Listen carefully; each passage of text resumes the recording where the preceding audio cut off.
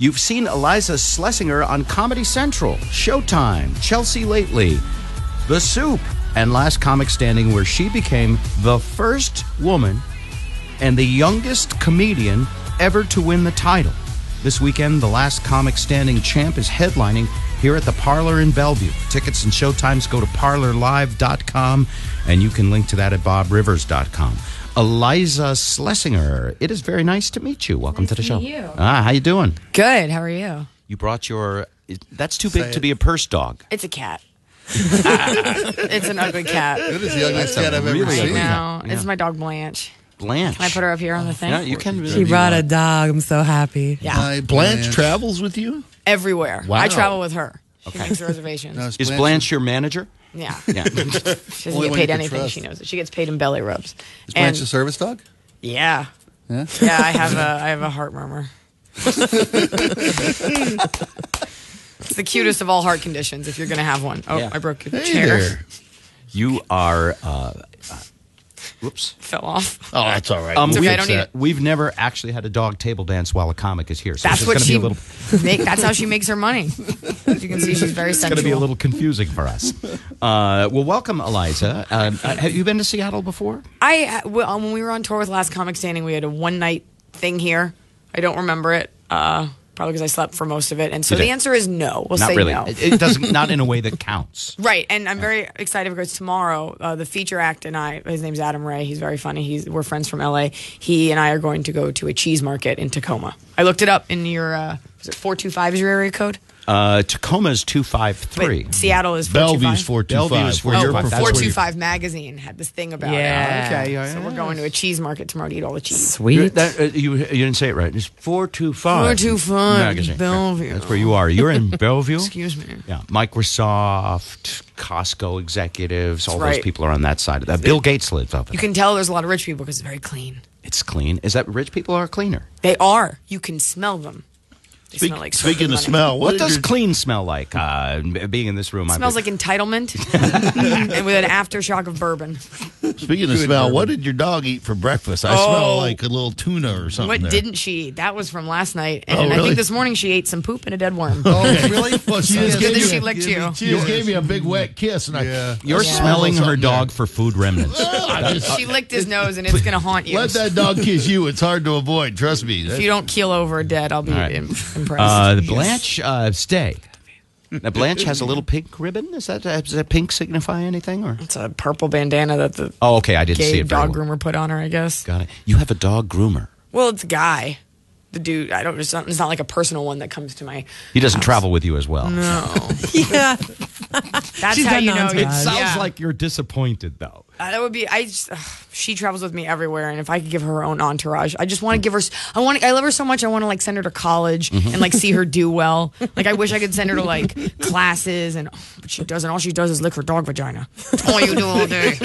I didn't know female dogs had that reputation. It's disgusting. That's why. By the way, that's why it smells. That's That's why your nose. now that you mentioned that. Yeah, Blanche, come here. Oh my What do you mean now that you mentioned that, Joe? That's about the It does smell like dog vagina. If you were looking for something worse to say, that was it. this smell. What is it? Did she get a chance to have pups, or is she fixed? Or I adopted her. You're asking if she's And- a virgin now? I adopted her, and it's really creepy because people will rub her belly and they'll be like, "Oh, she's got huge nipples. She must have had puppies." And I'm like, "Don't touch my dog." It always creeps. But maybe I don't know. You don't know, We got her later in life. and you don't know even probably to the day how old she is or anything. I have no idea. No idea. Oh, cool. All right, congratulations. First of all, you won Last Comic Standing. You were about 25 when you won it. I think so. What was that like for? I don't know how long you'd been doing comedy at that point, but to be the youngest, to be the first woman, did any of that mean anything special to you? No, but I guess it does now because that seems to be, I guess, what people take away from it. I think, the show's off the air. So the farther away we get from the year of I know, 2008. yeah. No. I'm saying Yeah. the less it has like a gleam to it. But it's cool because, it shows that so many people are like, oh, women aren't funny. I didn't do it for women. Like, I kind of don't care. yeah, for a big pile of It's money, not, I'm right? not like, I actually didn't even know the prize. I just did it because it's like, when you're in a competition, you just compete and you don't think about it. You just go. And I ended up winning. And I don't know if it proves that women are funny. Just because one girl is funny doesn't mean that all of them are. But it proves that I'm funny. There I'll you take go. that There you right to go. the bank. Right to the bank. fine with me. And were you surprised that you won? I mean, I was a little shocked. You always Yeah. prepare. Like, for anything you do, you always mentally prepare, and then you prepare your heart. You're like, I hope I win, but I'm okay with not. And when I won, I was just like, oh. I'm the youngest and the first women. No, Yeah, she- I actually, the youngest thing I came up with later, I did the math, and I was like, I'm pretty sure I'm the youngest one. That's the biggest deal to me. What age did you start going up on stage? I don't know. Probably Really? 22. Okay. I've been doing it about 5 years, maybe 6 years. Right, I'm 28 now. What is it about getting on stage Math that doesn't you matter. love? Is it? I mean, you're clearly just a funny person. By the Recognition. way. Recognition. Yeah. Like approval. Yeah, I think for any comic, it's not normal to want to get on stage and bare your soul to everyone. But as comedians, or even as you do this for a living, as a DJ, as a performer, you have this inner desire. It's about. Yeah, you could be like, it's about making people laugh, brightening their days, but it's really about this emptiness inside of you that you have to fill with the approval of others. Not like in a sick way. You need, I can't explain it other than like you need to make people laugh. You need that gratification. Not like in a creepy way, like, hey guys, I've got a new one for you. Everyone turn around and look at me. But just that, there's no other drug like it in the world, being on stage and having a crowd just like go with you. You've tried the other drugs too. You're sure. All the other drugs. Some comics actually get Try both. You know yeah. what? I actually, from touring and from having success and from being good at my job, I understand why comics not only do drugs but die. Because when you get off stage, you're on such a high. Nothing compares to that. And you go, like, everyone loves you, and then you go home to your crappy one-bedroom apartment, and you're sitting there topless watching Law & Order SVU, eating graham crackers, and you're like, oh, this doesn't feel as good as it did an hour ago. That's when I was not on true. stage. Graham crackers are delicious. They are. That's why I eat But them alone topless. in that situation. But it's such a crash. It's such a momentum crash. If you want somebody to come over and watch with you, I'll come over and watch with you. No, it's a moment that Christopher Maloney and I share.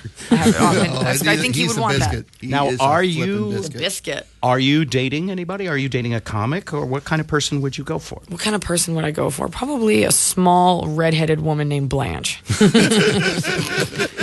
That is likes the your liquor, girlfriend. I don't think at this point I would date a comic, just because they're crazy. And also it's such a demanding schedule. Like, I look at how busy I am, and Right. while your ships might cross at an improv here and there, it's How about an engineer or an accountant or somebody just with a normal kind of life? absolutely That's what what we you- want. yeah. You need someone. Comics need someone normal to laugh at their jokes. Huh. That's what you need. And he would Yeah. be back, like, doing people's taxes, and you'd come back from being on the road. And he I'm would- not kidding, and this is not an invitation for anyone to come talk to me, but if you can do math, I'm very impressed. And if you're good at it, like if I can throw numbers at you to like multiply right there on the fly. Bring 'em. The building you're performing in is full of Microsoft people. I mean, the whole thing's rented out to Microsoft, except the comedy club and the theater. Is that why there's so many Japanese people? Yeah, Indian, Japanese. Yeah. Areas that are known for people being good at math. Yes, I believe Nothing so. wrong with that. Hey, can I make an observation? You're gorgeous. Oh, thank you. And I'm just talking to Blanche. I know. Is it hard to? I'm trying to ask this as respectfully as I can, but Don't when I think, bother, Dave. You're on the when radio. I think No of one the great expects that. comedians, and I hope that's not offensive, the female comedians. I mean, Roseanne Barr, Betty White, Lily Tomlin. These are not beautiful women. Is Betty it was hard? hot in her day. Come Yeah, on. okay. And that's because Lily fire Tomlin, was I've- new then. A lot Lily of things Tomlin, were hot. I'm still the hot earth for. hadn't Okay. cooled yet. But I know where you're asking. Go ahead. Is it harder to be taken seriously as a comedian when you're an attractive woman? It's such a weird question because I've never been an unattractive middle-aged man. Well, working on let me it. speak Thanks to for that. the shout out, by the way. I looked right at you. No.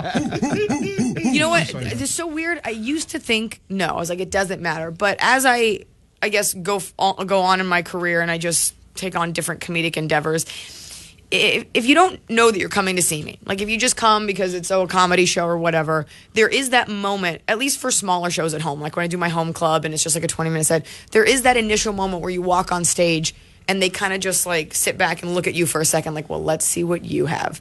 And it's a bit of a tug of war for about a minute. And then your jokes get going and you do something to ingratiate yourself, which you have to do. Right. You can't just walk up there and be like, check out my ass and my hair. Awesome. Is it okay if I do that anyway? 'Cause Oh, I was planning- absolutely. Okay, good. That's why I'm here. She's the best. So you have to, and you sort of open yourself up to these people and let them know, hey, I'm not perfect. And once the jokes get going, it doesn't matter what you look like.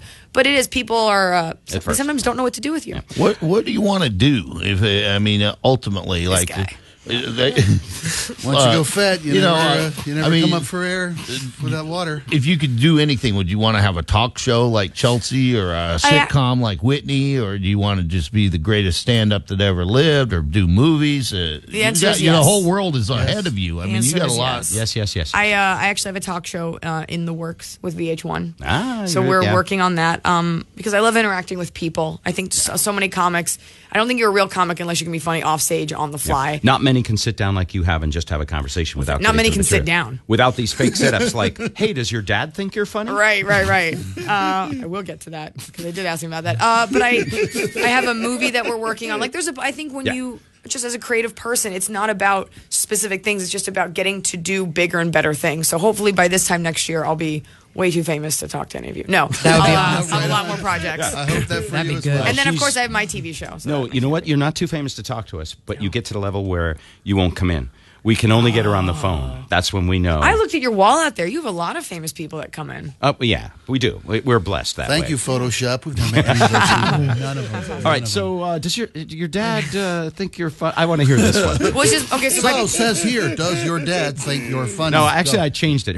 It says her dad just emailed her this morning. But by giving her not the setup, make it more conversational. Look at him This is a little behind the scenes how we usually do it. But. both my parents are like New Yorkers, and they're divorced, but they're very into my career. I think they're both performers at heart. So my dad lives in Dallas, and that's where I'm from. And I got an email from him about an hour ago. So it's 5 a.m. in Dallas, and the email's like, I met a great girl. Her daughter is a producer in Los Angeles. Here's her email. You should reach out to her. How did your meeting go? I'm like, what meeting? He's like, the one you had 2 weeks ago. Like, they're always checking in. They're following your career. They really are. My mom will call. She'll be like, you didn't wear lipstick on Rachel Ray last week, and you look terrible. I did the best. I didn't like your hair like that. You need to stand up. Don't tuck your shirt in. That's great. Makes you look frumpy. So it's always good to get career advice, and it's always funny. My dad I had a meeting one time in Adam Sandler's building, and it wasn't with Adam Sandler. He's like, when you meet Adam Sandler, tell him about me. I'm a funny guy.